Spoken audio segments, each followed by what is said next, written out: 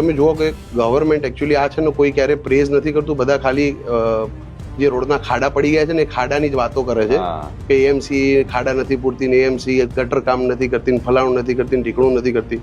પણ boss, AMC એ કોવિડના ટાઈમે જે કામ કર્યું છે ને, હેડ્સ ઓફ ટુ એએમસી, બહુ જ સારું કામ કર્યું છે. મારા લગભગ ઇન્ડિયામાં જેટલા બી સ્ટેટ્સમાં ફ્રેન્ડ્સ છે ને, અમારી કોવિડના ટાઈમે એ લોકો સાથે વાત થતી જ હતી.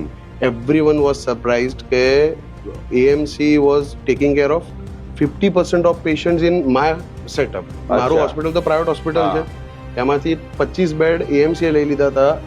એએમસીએ રેટ્સ ફિક્સ કરી દીધો હતો કે આટલા જ પૈસા લેવાના, આનાથી વધારે કોઈની પાસે પૈસા નહીં લેવાના. એટલે તમે જો આર્થિક બર્ડન ઓછું કરી દીધું લોકોનું, બરાબર. અને જેટલા બી એએમસી ની અંડર બેડ હતા એ બેડના પૈસા એએમસી પે કરવાની હતી. એટલે પેશન્ટ હું એડમિટ કરી શકું પણ એના પૈસા એએમસી આપે. અને પેશન્ટના ખિસ્સામાંથી તો કશું જ નહીં. એટલે એએમસી બહુ જ સારું કામ કર્યું છે અને એ ડિઝર્વ બી કરે છે, આપણે પ્રેઝ કરીએ. વાહ, એએમસી માટે 3 તાળીનું માન તો બને. ક્યાં વાત, ક્યાં વાત.